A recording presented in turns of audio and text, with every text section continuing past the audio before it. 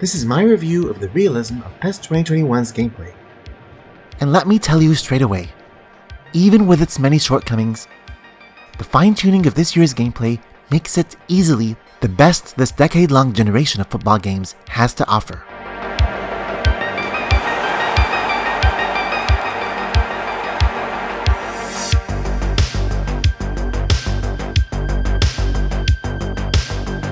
Despite Konami labeling this year's game as just a season update, as if that wasn't what FIFA have been doing every year this past decade, it quickly became apparent to anyone who started playing PES 2021 that almost every aspect of the core gameplay has been finely tuned more so than most full annual releases. It really comes down to one key ingredient in this year's game: it just plays a lot smoother on both sides of the pitch.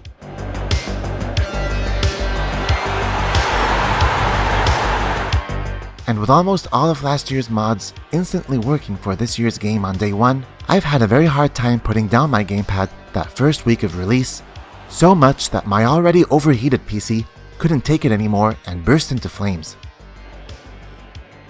But can you really blame it? I mean, look at how smooth it plays this year, with Van Dijk's manual switch of play across the pitch, or Trent's acceleration. And tell me this isn't the hottest full manual goal you've ever seen scored against a superstar Man City at the Etihad.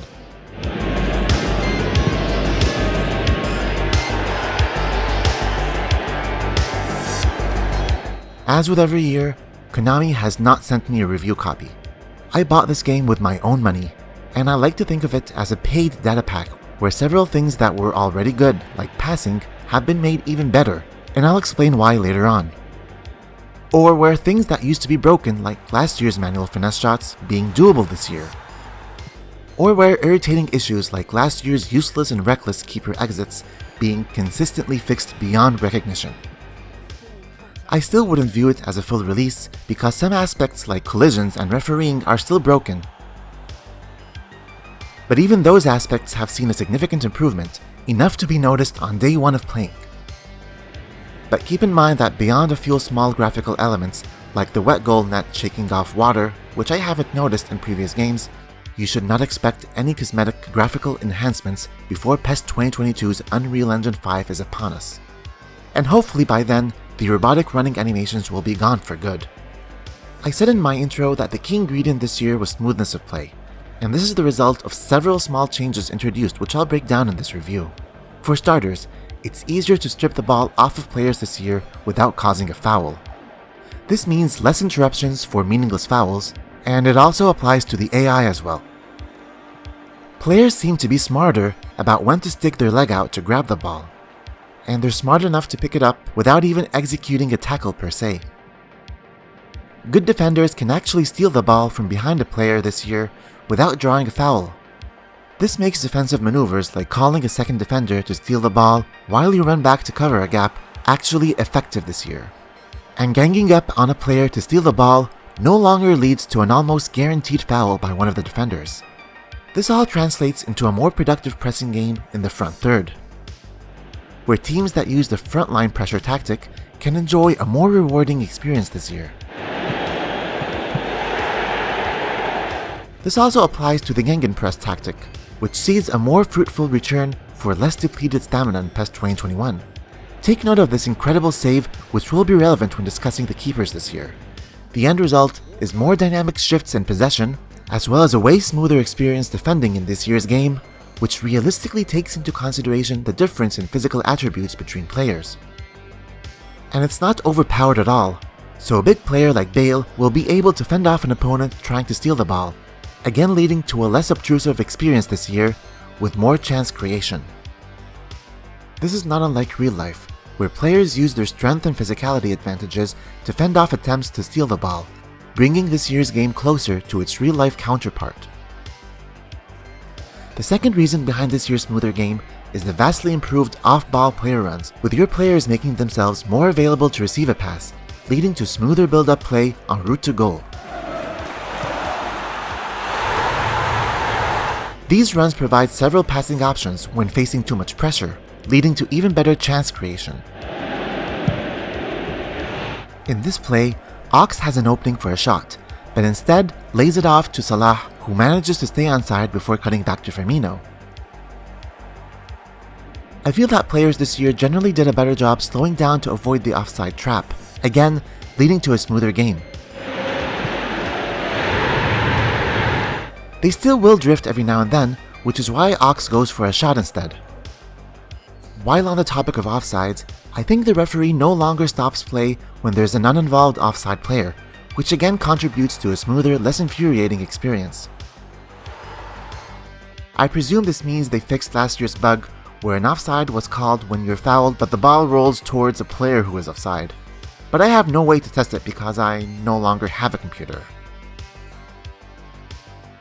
And it's not just the off-ball runs that have improved, but I do find it a lot easier to dribble around other players this year.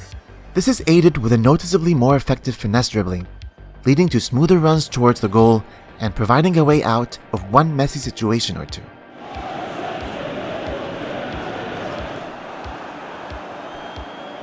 That said, they're not quite as easy to pull off as last year's demo gameplay. You can see all three smoothing improvements I've discussed so far come together in this single play. Trent and Ox gang up on Oba to steal the ball without causing a foul. Ox moves forward and Trent manually places the ball into space for Ox, who moves towards it, while Salah immediately starts moving into the space Ox left behind. Trent cautiously pushes forward to provide a passing option while slowing down without being offside. Salah fends off the defender before unleashing a manual shot. The final tweak towards smoother play comes in the form of enhanced player stability on the ground, with players on both ends refusing to fall easily. And it just leads to a game that flows a lot better.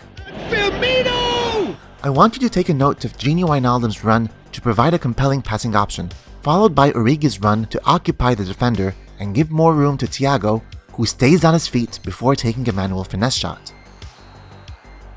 And even on the slippery wet grass, Mane manages to keep his footing after a sharp turn before a manual finesse finish. In this play, Benzema manages to fend off a defender while staying on his feet when Gundogan tackles him before smoothly finishing it off. This enhanced player stability comes into play again here, as Alisson takes advantage of manual passing's full power potential, followed by Firmino's manual layoff into Mane's run, who stays on his feet before manually chipping the keeper. This entire play is an excellent example of how smooth this year's game plays. And manual passing is exactly what you need to unlock the full potential of this year's player runs. And I cannot emphasize how big a game changer manual passing has been in transforming build-up play. And while nothing is stopping you from delivering very accurate long manual passes, unlike the robotic assisted passing, most of your manual passes will have a more natural, imperfect placement, leading to subtle player animations to collect the ball, with the option to use the full, uncrippled potential of your power bar, leading to faster forward switch-up play. In this example, I can see on the radar Trent pushing forward into an empty space. So I move my ball to Thiago, who unleashes a long manual pass to the other side. And like the famous Alisson to Salah real-life goal that I've shown before, your keeper can replicate the same fast transitions forward whenever you spot your striker up front, and now you've created a goal-scoring opportunity out of nothing. With manual passing, the power of your forward punt won't be auto-adjusted, giving a fast striker more room to speed up and make it to the ball first. As in real life, pushing the ball forward as far as you can afford to saves time on having to beat defenders. And yet, it's not an overpowered game mechanic, as it can be detrimental to a play if you overdo it. On manual controls, you'll need to very carefully power your manual lobs behind the defense, which makes it even more rewarding when you get it right. But manual passing is not only about the glamorous long switches of play, which takes advantage of this year's improved off-ball player runs. Oftentimes, it's all about delicate nudges of the ball into your player's run. This forces the game engine to come up with an appropriate animation proportional to this soft nudge of the ball. Having complete control over the exact direction of your manual pass means that instead of an assisted through pass closer to the defenders, I can direct the ball along Salah's run but away from the defenders, creating more room for a shot. And while it's very satisfying to cut through several players with a piercing manual pass, which takes advantage of this year's significantly improved player runs behind the defense, and unlike assisted passing, with manual controls, I'm not limited to where my player is running. In this example, Trent is moving in this direction towards the center. There are 2 players blocking any assisted pass towards him, but Ox manually places the ball in the space towards the sideline behind the players, providing a way out of this messy situation. In this example, both assisted through or normal passes would get auto-directed behind the defender, but on manual, you can pass into the space in front of him, giving your winger more room to complete his run past the defender. So as you can see, to make your life easier, the game will move the receiving player towards your manual pass, no matter how bad it is. Even for standing players, all you need to do is move the player in the general direction of your manual pass, and he'll place himself in the most optimal position to receive it. And while this auto movement towards the manually placed ball can be considered as a form of assistance, which you can by the way disable using Super Cancel, it is not overdone and you still need to actively move towards the ball or you'll miss it. For example, here I'm moving Marcelo back when I should be pushing forward. But this assisted movement to the ball allows you to think more about your next move, making it possible to string a series of single touch passes en route to goal, especially with the extra calculation manual shooting demands. You also need to keep in mind that the receiver your cursor will automatically switch to isn't necessarily the best option. And speaking of manual switching, the assisted movement towards a passed ball might be responsible for the infuriating bug I pointed out last year, which can interrupt a player's run when receiving a pass. And yes, I've seen it in PES 2021 several times. In this play, Carvajal powers up for a manual pass through to Bale, and you can see how far ahead Bale is from Jordi Alba. But once the pass is made, Bale makes a brief automatic 90-degree turn which costs him his leading run. Now FIFA actually has an option to turn off the switching move assistance, but honestly I don't think this is the solution. It only needs to be finely tuned into being smarter about where the receiving player needs to be. It's just too important to turn off, especially with manual crosses where it slightly moves your striker to the ball. Speaking of crosses, timing the manual pass to your winger before a window of opportunity is closed makes all the difference when mounting an attack. In this play, Vinicius takes an extra touch of the ball and the pass gets cut off. And in this attack, Keita should have released the pass now, but the extra touch costs him the ball. Speaking of touches, the first touch is a lot heavier this year, but I quickly learned to turn it into an advantage to help get past the player. Keeping this technique in mind, you can do things unique to manual passing, like power a pass stronger than it needs to be, because this power will be accurately reflected in your receiver's first touch, helping him get past the player. And no, referees still won't typically award fouls or penalties against keepers, even though the keepers will be awarded fouls, a problem inherited from last year's game, but I'll talk about that in the referee section.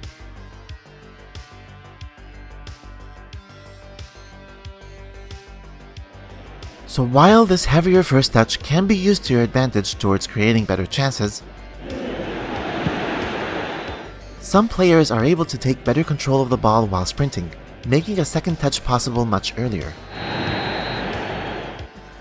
It's even easier when taking control of a soft manual pass into your sprint. In this play, Van Dijk manually punts the ball forward, and Salah manages to squeeze in 3 touches of the ball after controlling it. It certainly is more rewarding when you avoid sprinting upon receiving the ball in close quarters to avoid losing it. Plus, it's easier to attract free kicks when you're not sprinting.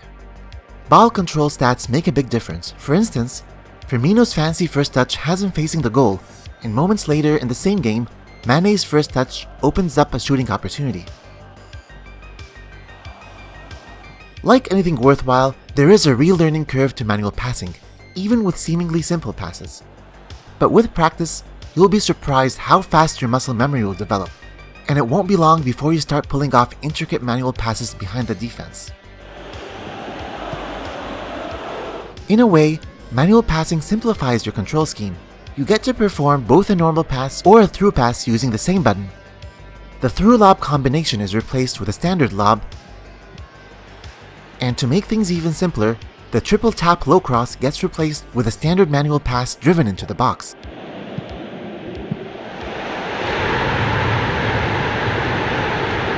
And while fully powered up manual long punts are the easiest and most satisfying to pull off in PES, what you'll struggle with the most are the high manual crosses into the box.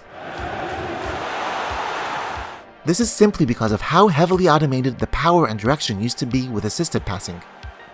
To make matters even worse, the ball seems to have to land exactly on the player's head or he'll miss it.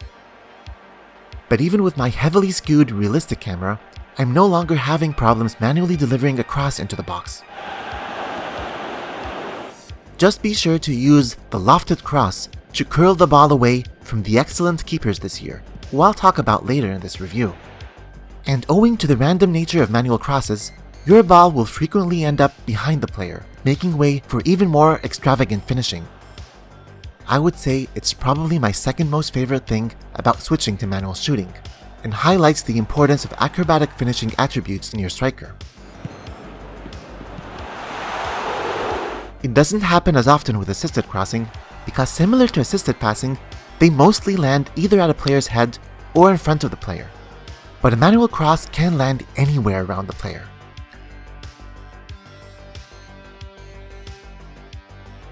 Ironically, I found overhead kicks to be easier to direct at the goal than normal manual shots, even when they weren't coming off a cross. And by the way, just like the AI gets to miss more when they're on manual shooting, they'll get more bicycle kicks too. Now I'll link my 20-minute video about my transition to manual shooting, which did a good job documenting the very hardcore learning curve that might frustrate most manual newbies, especially on the far side of a low realistic camera, since you can't really tell where you're aiming at. But if you've already seen that video, you'll be happy to know that manual finesse shots have been fixed in PES 2021. You've already seen several finesse shots in this review. But when I first started, I thought I had to overcompensate towards the near post when I wanted my finesse shots to go to the far post. I was aiming for the center even though my body was facing the correct angle.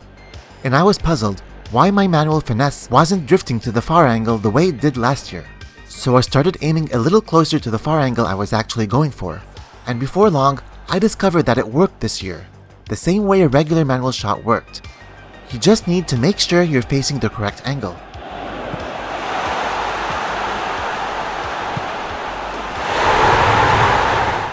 For this manual finesse, Mane takes it without churning, which is why it drifts wide. No matter how easy you think it is, you'll need to compensate closer to the center if your body's not facing the goal. In this play, Salah is actually facing the opposite direction. Yeah, that was never gonna work. But even when facing the correct angle, as in real life, it is not an easy shot to make. And again, as in real life, there will be plenty of trial and error involved before getting it right.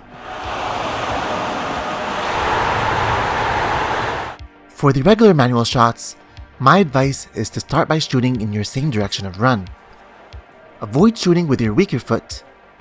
Avoid overpowering your shots when you've already built momentum. Expect the required compensation for your body position when directing your shot, which is realistically proportional to how far you need to twist your body. And don't just shoot from anywhere and expect a banger. Finally, try to shoot off a back pass that is moving away from the goal. When this is all second nature to you, you will be rewarded with some of the most oddly satisfying strikes. Manual headers off of set pieces do continue to be a daily struggle for me. And these are players with good heading stats, in seemingly comfortable positions. And it's not like it wasn't hard enough to manually direct a header on target, which is a struggle of its own when you're running in a different direction. But sometimes, I found the player's mid-air contact with the ball to be wonky for no good reason. Like no one's on Modric here, and he completely botches it. And I don't think I'm overpowering them. I mean, look at Firmino's power bar here.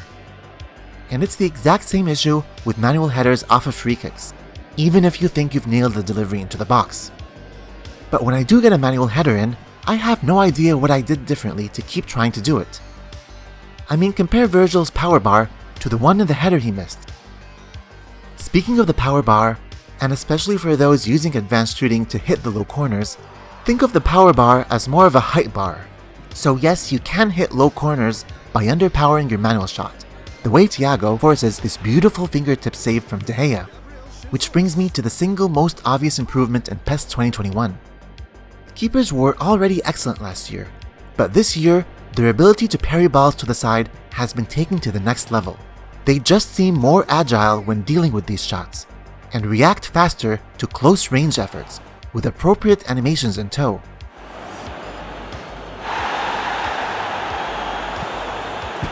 Speaking of animations, take a look at Courtois' realistic slip when he suddenly needs to rush forward to make the save. And you remember last year when they had trouble using their hands for balls bouncing off their own players' feet? Well, this year, they have no problems reacting to friendly fire. And the fixes don't stop there. By far, the most irritating keeper issue last year was the useless keeper exits, which were also pretty reckless and dangerous. And this is by far the most obvious improvement in this year's game. Keepers are objectively faster off the line this year, and a lot better using their feet, even when exiting within the 18-yard area. If the striker needs more than one touch, this year's keeper is probably gonna save it. And unlike the last few years, you don't have to pause his exit halfway through to make a save. This year's keeper is finally able to initiate a mid-run save, spreading himself halfway through the exit.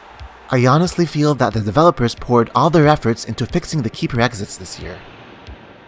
And as if dealing with De Bruyne one-on-one wasn't enough, Courtois gets back in position to deal with Jesus' follow-up. And unlike last year's bloodthirsty keepers, they are a lot smarter with their exits this year and seem to be clearly more honed in on the ball. And when they can't make it, they'll stop short of taking out the player and move back into position. Here Courtois can't make it to the ball, but nonetheless manages to block the shot. And when they do slide on exiting, they're equipped with subtle new animations to make grabbing the ball their priority. These animations complement those already in last year's game, like how they churn to keep the ball in. Honestly, it's worth bringing out your keeper this year even if you think he won't make it. In this play, I actually hesitate on my exit, but decide to go through with it anyway. And for this one, I actually stop my keeper because there's no way he's making it in time, and he still makes the save. But even though it looks like they're overpowered, they really aren't. What probably makes the keepers seem overpowered is the AI's reluctance to chip the keeper from that far out. I mean, yes, I've tried and failed miserably once. And I myself have been guilty of being tempted into taking that extra touch before chipping the keeper. I mean, you never really know when the keeper will decide to burst at you. But before long, I was scoring the easy manual chips on higher camera angles. And with more practice, my manual chips were getting more and more impressive. And by the end of the day, I was spraying manual punts all over the pitch, making the best out of the exciting fast switch of play afforded only by manual controls, and following them with perfectly placed and powered manual chips over the keeper.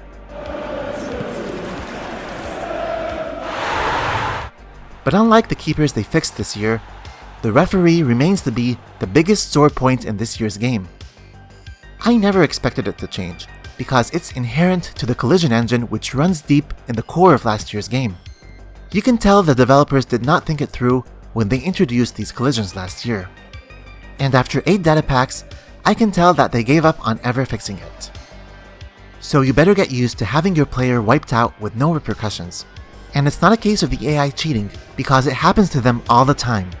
That said, for some reason the referee will randomly detect some collisions and award a foul. I mean, it takes a legally blind referee to not see what's going on here. What is going on here exactly? And they'll award it, especially if the other player goes for a tackle and misses. Toasty! But generally speaking, try not to expect much from the referee.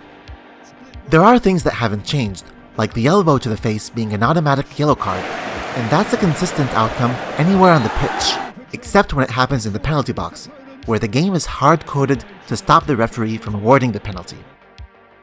I've made a long video about this, hoping that they at least introduce VAR this year to realistically reverse these calls, but they didn't, and I guess this is why it's just a season update. But it's not all doom and gloom, and I did get a penalty off the AI slide tackle. But it was such an alien experience to the game's engine that it actually glitched for almost a whole minute after I scored. I mean, honestly, I've never seen this happen before. Let this be a warning to every referee who dares give penalties in this game. Ironically, for a referee who can't detect very obvious fouls in the game, don't be surprised when meaningless contact between players gets interpreted as a foul. I mean, if anything, Minamino was the one being tackled here. Also, there are many instances where the referee will give a yellow card when it should have been a red. In this one, the AI sees Harry Maguire technically closer to the goal, but a human referee would determine that Mane was the last man. And while this one can honestly go either way, I'd be more inclined to go for a red. I also wish the AI would not give the advantage when a free kick near the penalty box would be way more useful to me. I mean, he cancels the advantage here for some reason, even though it's deep into the pitch and I've already taken control of the ball. I even tried to intentionally let the opponent get to the ball first during an advantage, but the referee seemed to just forget about the foul even with Salah literally dying in front of him. My impression this year was that the referee will give a longer chance during an advantage even if the ball briefly goes to the other team. But in terms of referee improvements, I've already mentioned earlier that uninvolved offside players will no longer trigger an offside call. This used to be an issue contributing to last year's frequent interruption of play. Another referee issue that was fixed is second fouls happening during an advantage. In this footage from last year's game, Hazard gets fouled, and during the advantage, Bale gets tackled in the box. The referee awards the first tackle when he should have given a penalty instead. But that was fixed this year. When Henderson gets tackled, followed closely by Salah during the given advantage, the ref awards the second foul. Good job, ref. And with the AI being more inclined to tackle this year, those close free kicks are quite important to land in PES. Although I've found them to be a little more challenging to score this year, which is good because they were even easier than penalties last year. Also, the ball seems to dip down a little less this year, which is not a complaint, we actually needed this. Speaking of making the ball dip, when a player like Bale has both dipping and knuckleball traits, the game will default to choose the dipping trait when you tap shoot right before he takes the shot, and I sometimes wish I were able to choose a knuckleball. The AI also does a better job making the wall jump, which by the way you can trigger by pressing the lob button, but sometimes that won't be good enough to deal with their free kicks. Although the drastically improved keepers this year will often bail you out. But yeah, free kicks are still a joy to score this year. That is when your own players don't decide to literally walk into the path of your free kick. Yep, that actually happened. And yes, your own players will still occasionally stroll into their teammates' run. Like here, Benzema really should stop and let Kroos pass through. AI-controlled player movement remains to be an ongoing issue with PES, especially with defenders ending their run prematurely, which you can see here after Carvajal's beautiful manual pass to Marcelo. This is important since defending in PES is all about blocking all passing options available to your opponent. And while player ball awareness hasn't changed much from last year, with players reacting to balls around them, unfortunately, and also similar to last year, players will seem more concerned about returning to their predetermined positions, even letting passes run straight through them. And that includes your AI-controlled teammates. Like here, Valverde keeps rushing back to his position when I'd rather he stayed with the player he was pressing. In this play, Trent steals the ball from Rashford, who just lets him go and jogs back to his position. This reinforces the unfortunate reputation PES has developed as being a clunky-looking game. Like Bruno here needs to turn and face Mo, but he does it by doing a full circle in the opposite direction instead. This comes in stark contrast to EA Sports, who has the smartest AI scientists working for them. They've recently published a paper on how they've used machine learning and neural networks to train the AI to move in an extremely smooth and responsive way in any direction using only a few seconds of motion capture footage to teach the AI how the human body moves. I'm afraid the battle for next-gen superiority goes way beyond cooler graphics and cutscenes, which needs a lot of work in PES 2022. Unlike in FIFA, the goal celebration cutscene is not a direct continuation of the ongoing action on the pitch, but rather transports your player to a different part of the field with different players around him.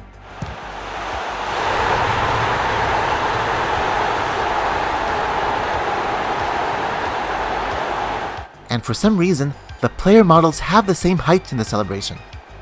Like I've confirmed in edit mode, that Salah was 1.75 meters while Verge was 1.9 meters, but look at them standing next to each other in that cutscene. I'm concerned that Konami might not have the resources to take on EA when it comes to animations next year. I mean, look at how EA's machine learning AI learns how to react to the ball by itself, an issue that is still lacking in PES 2021, on both your end and the AI's end. And speaking of player reactions, the effect of special tricks, like nutmegs using the double tap sprint and neat flicks, have traditionally and realistically been toned down in PES. But then again, there's no reason why there shouldn't be an easy way for dribbling players to knock the ball much further away the way it happens in FIFA. I've done a video about this triple sprint tap that used to be in PES a long time ago, and I've linked it in the description.